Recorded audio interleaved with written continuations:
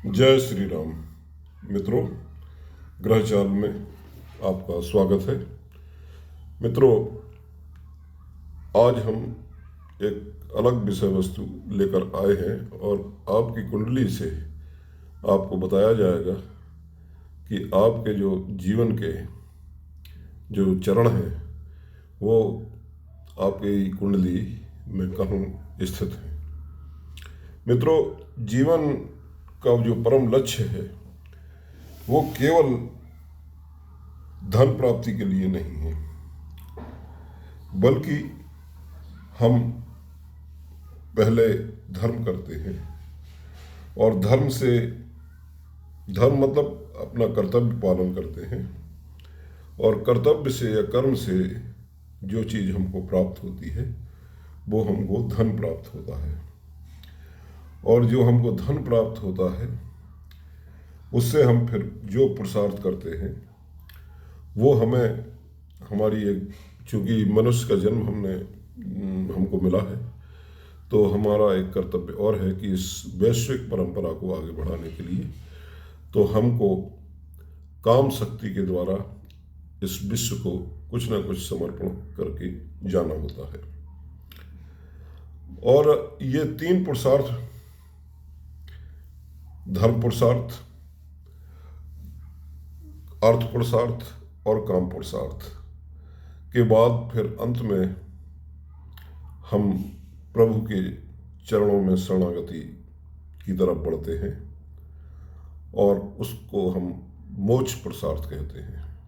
यानी ये हमारे लिए ये साधन है, अर्थ, धर्म और कर्म हमको मोक्ष प्राप्ति के लिए ये साधन के रूप में ये पुरुषार्थ भी हमारी कुंडली में होते हैं। अब कैसे आप जानेंगे कि धर्म पुरुषार्थ किन भावों से संबंध रखता है, अर्थ पुरुषार्थ किन भावों से संबंध रखता है और काम पुरुषार्थ के कौन से भाव हैं और मोक्ष पुरुषार्थ के कौन से भाव कुंडली में आपकी पाए जाते हैं। तो सर्वप्रथम हम जैसे लग्न मतलब आप स्वयं हैं, आपका व्यक्तित्व है और आपका स्वभाव है। तो हम लग्न से देखते हैं तो लग्न हमारा प्रथम भाव है। अगर उस प्रथम भाव में 1 नंबर राशि लिखी हुई है और उसके बाद पंचम भाव में 5 नंबर राशि लिखी हुई है और नवम भाव में 9 नंबर राशि लिखी हुई है, तो ये 1, 5, 9 से मिलकर के ये हमारी कुंडली में एक धर्म त्रिकोण बनता है, जिसको धर्म पुरुषार्थ त्रिकोण कहते हैं। इसके बाद दूसरा जो पुरुषार्थ है वो है अर्थ पुरुषार्थ। यानी जब हम कर्तव्य करेंगे, कर्म करेंगे तो हमको कुछ धन की प्राप्ति होगी, अर्थ की प्राप्ति होगी। तो वो अर्थ के जो त्रिकोण है वो कुंडली में कहाँ बनता है? आपकी जो दूसरा भाव है, दूसरे भाव में और 6वें भाव में और इसके अलावा 10वें भाव में, ये 3 भाव मिला करके एक त्रिकोण कुंडली में निर्मित करते हैं। त्रिकोण मतलब समझ गए आप कि 3 भुजाएं, इस तरह से 3 भुजाएं, तो एक त्रिकोण निर्मित करते हैं ये 3 भाव मिल करके, और इसको हम अर्थ त्रिकोण कहते हैं। वैसे भी जैसे द्वितीय भाव को धन से संबंध किया गया है तो उस द्वितीय भाव को हम इसको अपनी लग्न में किसी की लग्न में आ जाता है। वो लग्न में राशि 2 नंबर राशि लिखी होती है और उसके बाद पंचम भाव में उनकी 6 नंबर राशि होगी और इसके बाद नवम भाव में 10 नंबर राशि लिखी होगी। तो ये क्या हो गया? ये अर्थ त्रिकोण हो गया। इसके बाद काम त्रिकोण क्या है? काम त्रिकोण में जो भाव आते हैं वो तीसरा भाव पुरुषार्थ का है, साहस का है और कर्म का ही भी मान लो। और इसके बाद 7वां भाव जो हमारा वैवाहिक जीवन है, सामाजिक जीवन है, विवाह से संबंध है उसका। और इसके बाद 11वां भाव जो हमारा लाभ भाव है, मनोकामना का भाव है, मनोइच्छाओं का भाव है। तो ये तीसरा, 7वां और 11वां ये भाव मिल करके कुंडली में काम पुरुषार्थ त्रिकोण बनाते हैं। और लास्ट में इन 3 त्रिकोणों के बाद जो मोक्ष त्रिकोण कुंडली में होता है वो 4 नंबर आपका भाव संख्या 4 कह लें। और यह भाव से संबंध है। अब भाव में कोई भी राशि पड़ी हो, वैसे जनरली आप देखेंगे तो आपको वो राशियां भी मिल जाएंगी कि जो मिलकर के एक त्रिकोण बना रही होंगी। 4 नंबर भाव संख्या 4, भाव संख्या 8 और भाव संख्या 12 भाव संख्या कहा गया कि द्वादश भाव से वैसे भी ये मोक्ष का ही भाव है, सैया का भाव है, ये विदेश का भाव है। तो विदेश मतलब जाना, यानी अपना देश छोड़ के जाना। तो ये भाव मिलकर के मोक्ष त्रिकोण को निर्मित करते हैं। तो मित्रों, हम एक कुंडली के माध्यम से आपको समझाएंगे, ये एक उदाहरण के रूप में आपको समझाएंगे कौन से त्रिकोण हैं। धर्म त्रिकोण मैंने बताया था कि आपकी लग्न 1 नंबर और पंचम भाव यानी ये 5 नंबर और नवम भाव यानी 9 नंबर, अब ये मिलकर के एक त्रिकोण बनाते हैं इस तरह से। तो ये धर्म त्रिकोण हो गया, यानी लग्न, पंचम भाव क्या है आपका? संतान भाव है, विद्या भाव है। और इसके बाद जो नवम भाव है वो आपका भाग्य भाव है, आपका धर्म कर्म से मिला हुआ भाव है। तो ये कुंडली में ये वाला भाव, प्रथम भाव लग्न भाव, इसको धर्म से संबंध है इसका। और पंचम भाव इसका भी धर्म से संबंध है और नवम भाव इसका भी धर्म से संबंध है। तो ये एक धर्म त्रिकोण कुंडली में 1, 5 और 9, ये एक काल पुरुष की कुंडली है। ये जो राशियां पड़ी हुई हैं, ये जो संख्या पड़ी हुई है, ये राशियां हैं। इनको भाव तो देखिए फिक्स हैं, राशियां इधर उधर घूमती रहती हैं, क्योंकि जब ग्रह घूमते हैं तो उस हिसाब से राशियां भी अपने स्थान से इधर आपकी कुंडली में अलग हो सकती हैं। इसके बाद आपका अर्थ त्रिकोण है, अर्थ पुरुषार्थ त्रिकोण। अर्थ पुरुषार्थ त्रिकोण मैंने बताया कि दूसरा भाव जो अर्थ से संबंधित है, धन से संबंधित है। और इसके अलावा छठवां भाव जो आपका कंपटीशन या रोजगार या प्रतिस्पर्धा का भाव है। और इसके बाद आपका 11वां भाव जो आपका लाभ भाव, मनोकामनाओं की इच्छा वाला भाव है। तो ये भाव मिला करके ये अर्थ से संबंधित हैं, ये तीनों भाव। तो ये अर्थ त्रिकोण बनाते हैं कुंडली में।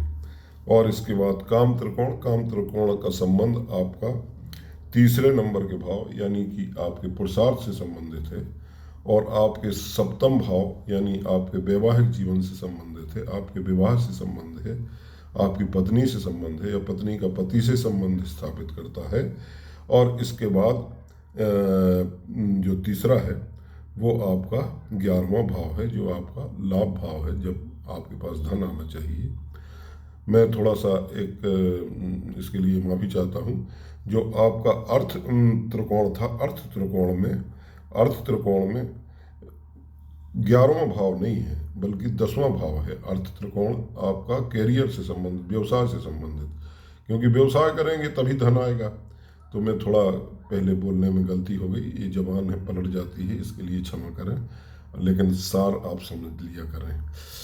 तो अब मैं फिर वहीं आता हूँ। तो ये काम त्रिकोण मैंने बताया कि काम त्रिकोण का तीसरा भाव और आपका सप्तम भाव और आपका 11वां भाव, ये काम त्रिकोण से संबंध रखते हैं। और इसके बाद आपका जो मोक्ष त्रिकोण है वो है आपका चौथा भाव, यानी ये आपका घर है, सुख है।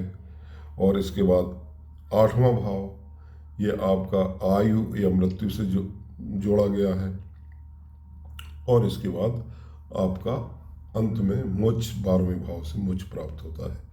तो ये मोक्ष त्रिकोण, मोक्ष पुरुषार्थ त्रिकोण है।